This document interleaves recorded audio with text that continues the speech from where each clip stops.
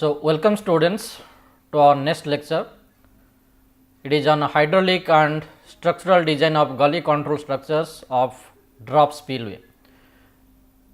So, we will design by using many number of examples in the subsequent slides. So, this lecture is solving many examples. First, our design is for free flow condition. So, the first case can be the values of Q, F are known, and we have to find the combination of capital H and small h for desired Q and minimum free bore. If you will see this figure, small h is nothing but is the summation of capital H, that is the depth of water in the above the crest of the weir. Hp is here is the kinetic head loss, and small f is the free bore. So, in this case the design discharge Q is known, capital F is known from this figure you can see, and we have to make a combination between capital H and small h.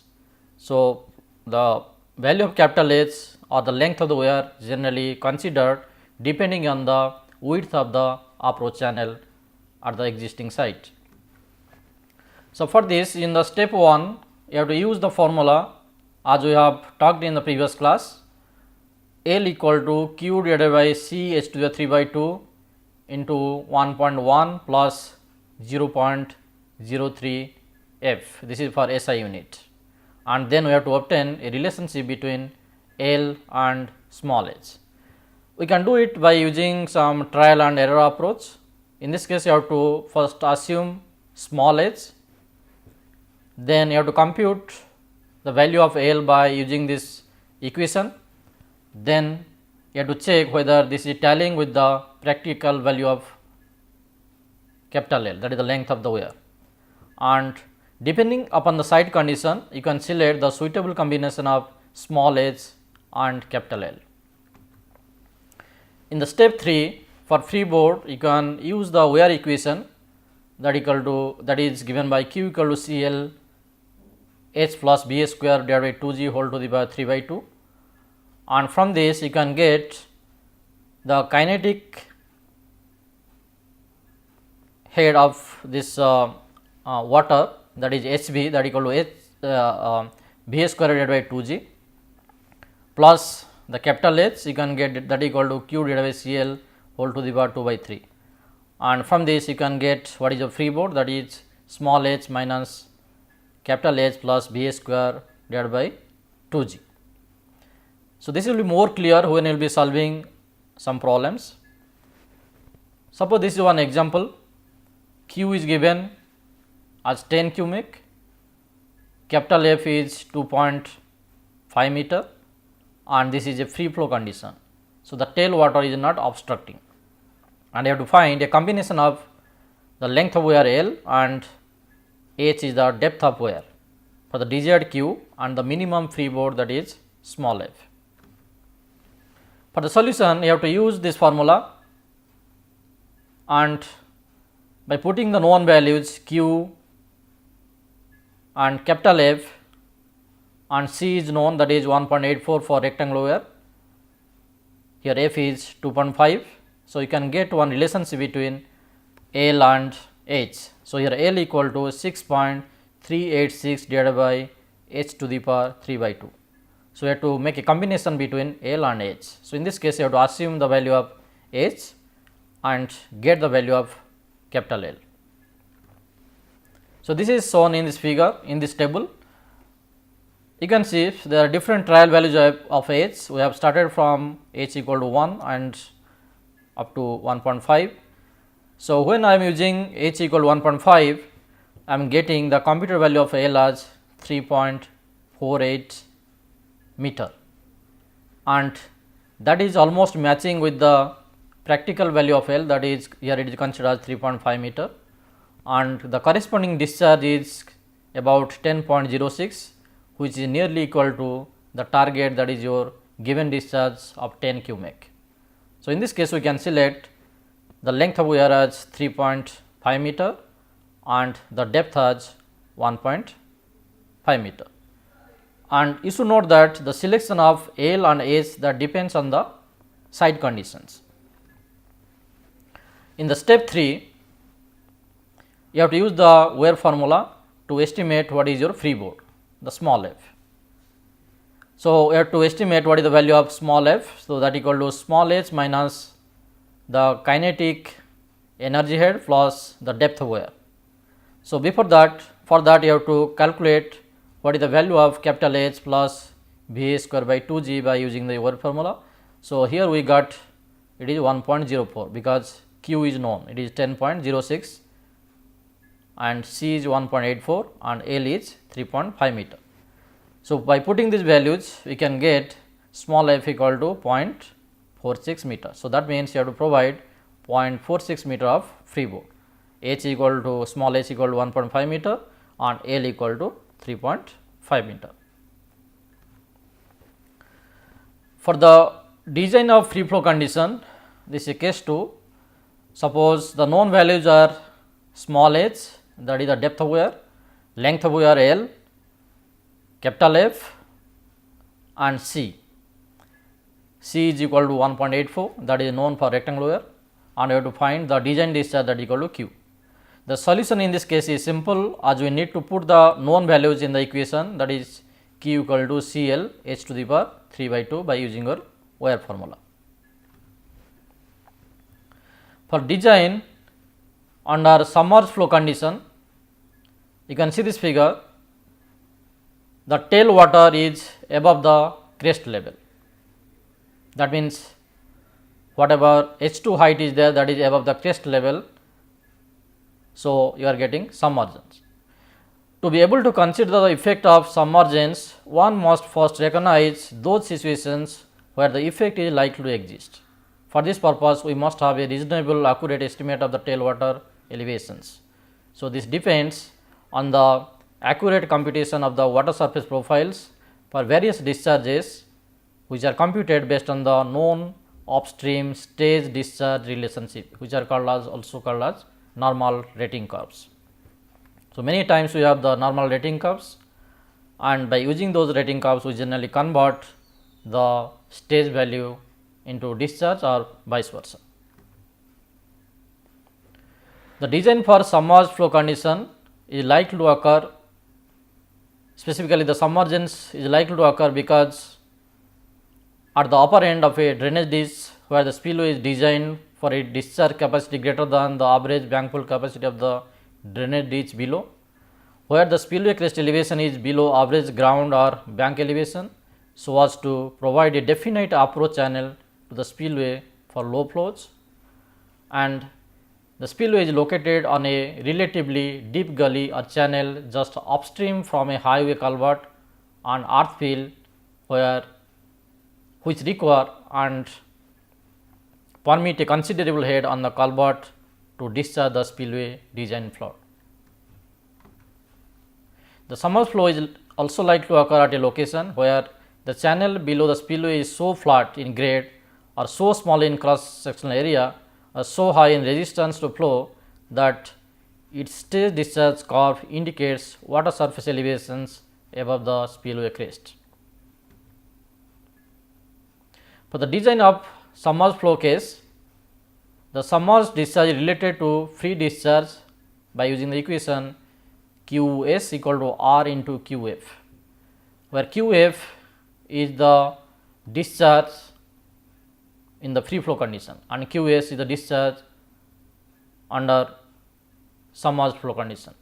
So, in this case you will get a specific ratio. So, that ratio, that is Qs divided by Qf equal to R, and similarly small Qs is the submerged discharge for unit length of wear and small Qf is the free discharge for unit length of wear. You can see this plot. In this plot,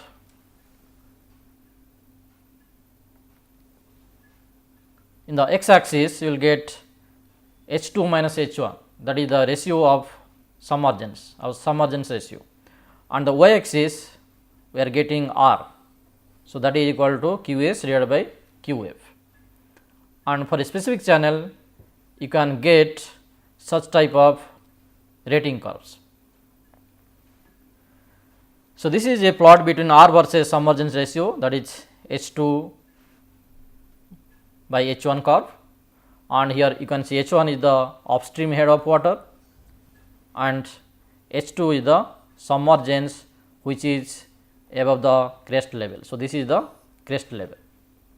In this case, the known values are the design discharge Q, the tail water height H2 is known, small f the freeboard is known, and C is equal to 1.84 for the rectangular weir. We have to find the combination of L and H with associated submergence. For this solution, one should remember that for flowing water generally H1 should be greater than H2. The upstream water level should be always greater than that of the downstream or tail water level, that is H2. So, H1 equal to, in this case, small h minus f, because H1 is the depth of flowing water and small h is the depth of, that is weir depth, and small f is your freeboard.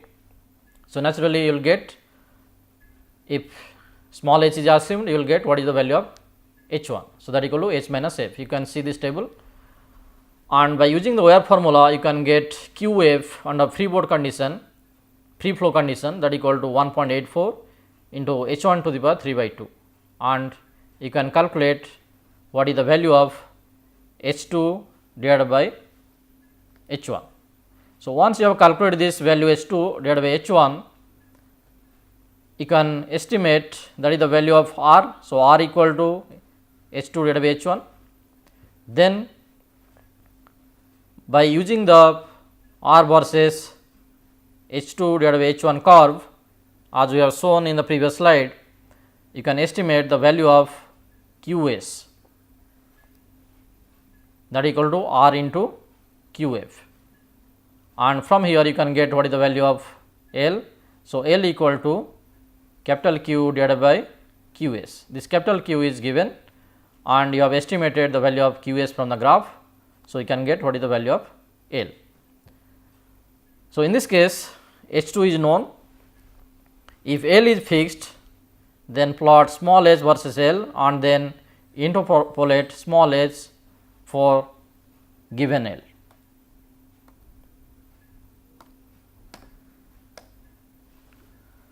So, this is solving one example.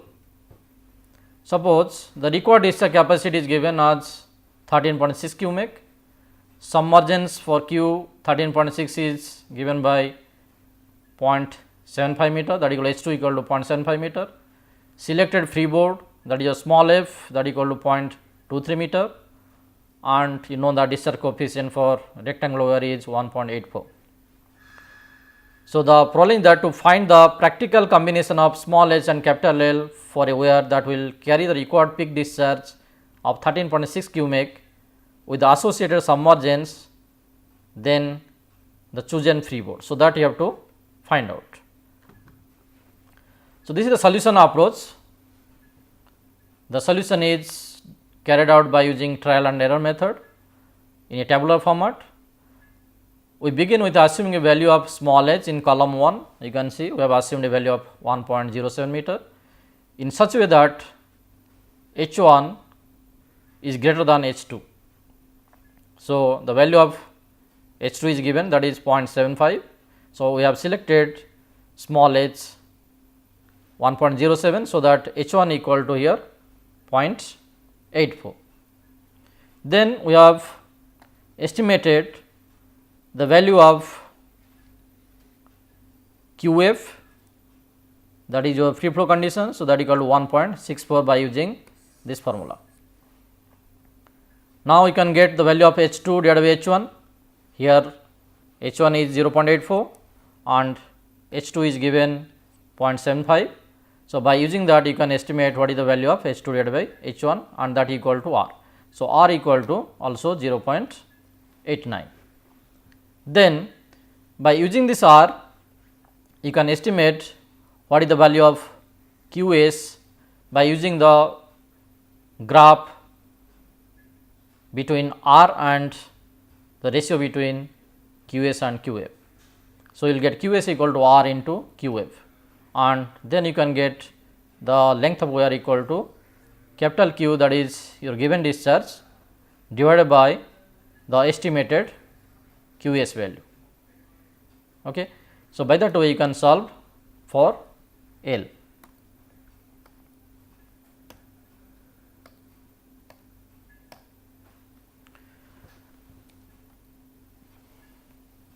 So, here you can see this is the solution approach for H 2 divided by H 1 equal to 0.89, this is 0.89 and we got R equal to 0.1. So, here you will get H 2 divided by H 1 0.89 here, and correspondingly we are getting R equal to 0.1.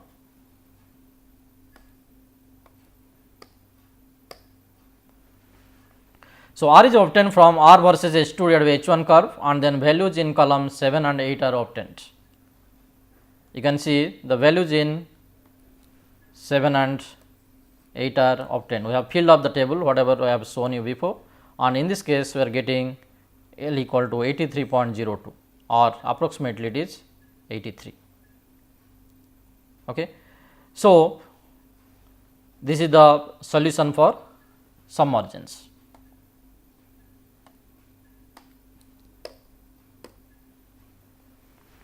So, in this case we got that if you have assumed small h equal to 1.67, we are getting L equal to 6 meter. So, our L is given as 6 meter. So, we will get h equal to 1.67 and L equal to 6 meter in this case. In the second case, the known values are L, small h, small f, crest elevation.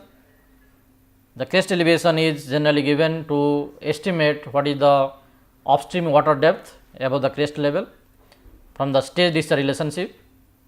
Then we have to find the discharge capacity Q. The solution approach involves different steps. In step 1, you have to estimate what is the value of QF by using the wire formula. So, QF is the free flow condition discharge. So, that equal 1.84 into L H 1 to the 3 by 2, and here H 1 equal to small h minus f, f is the free bore. In the second step, you have to go for trial and error method as we have done before. The process begins by assuming Q value and then obtaining tail water elevation H 2 from the Q versus H 2 curve with known H 2 divided by H 1 that equal to R, whatever we have obtained in case 1, you can estimate QS, that is the submerged flow discharge. The process ends when the assumed discharge and estimated QS match. You will see this table. First, you have to estimate, or you have to go for a trial value of Q, you have to assume some value of Q, get the value of H 2 from the given H 2 and Q curve, get the value of R, which is nothing but H 2 divided by H 1, where H 1 equal to small h minus f, and that is known, and you will get QS equal to R into QF as we have done in step 1 by using the wire formula QF equal to 1.84 into L H 1 to the power 3 by 2, and when Q is nearly equal to QS, the trial Q is the final value. So, this is one example. You can see the wire dimensions are given, L equal to 5.5 meter and the depth is 1 meter, crest elevation is 194.8, freeboard is 0.15, discharge coefficient 1.84, and the given discharge H 2 Q is given in FPS unit. Whatever plot is given, that is in FPS unit. You have to find the discharge Q of the wire operating under the specified tail water condition with a freeboard F equal to 0.15 meter as specified. You can see this plot, whatever given, the rating curve is given between tail water elevation and discharge. This elevation is not the water depth H 1, rather this is H 1 plus the crest level elevation. You can see this, the crest elevation is given 639 feet, and here all are in feet. The tail water elevation is in feet, and here the discharge is in CFS. So, here the tail water elevation equal to H2 plus crest elevation. So, here the tail water elevation, this height is equal to the crest elevation plus the value of H2.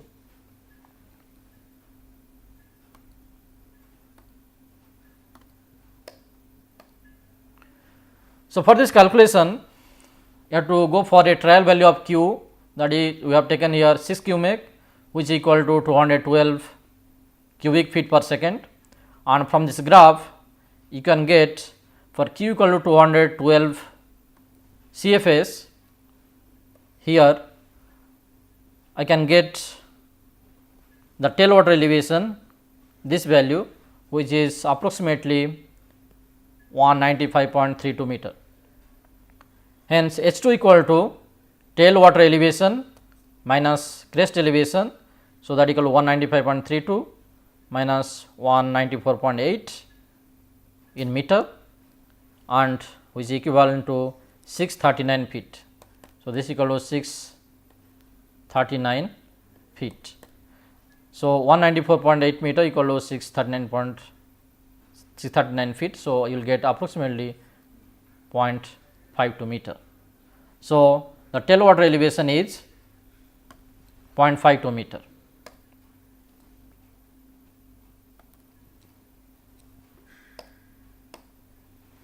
So, in the step 1, the given value is H and F. So, you will get H1 equal to small h minus f, that equal to 1 minus 0.15. So, that equal to 0.85 meter, and QF by using wire formula you can get 1.84 L H1 to 3 by 2. So, that equal to 793 meter cube per second, and in this case you have to assume the assumed value is 6, you got H2 equal to 0.52, the value of R that equal to 0.61. So, H2 divided by H1 equal to 0.61. So, that equal to H2 divided by 0.85, and R you can get from the curve R versus H2 divided by H1 curve. Okay. So, you can get QS equal to R QF, that equal to 7.93 R. So, that equal to 7.45. But in this case you will see this is very high, because Q is not matching with QS. So, you have to again continue the trial and error process.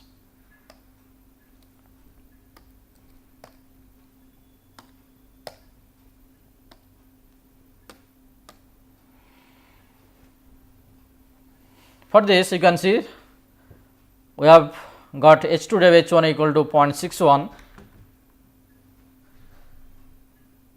Here H2 divided by H1 equal to 0.61 in this table, and correspondingly you got R equal to 0.94. So, you can get the R value of 0.94 from this plot, and that we are using in the calculation. Now, for different trial values of Q in this table, you can see that if I am taking Q equal to 6.8 cubic, then I am getting QS equal to 6.82, and that is nearly equal to my design discharge Q. So, in this case I can use QS value as 6.8 cubic. Thank you.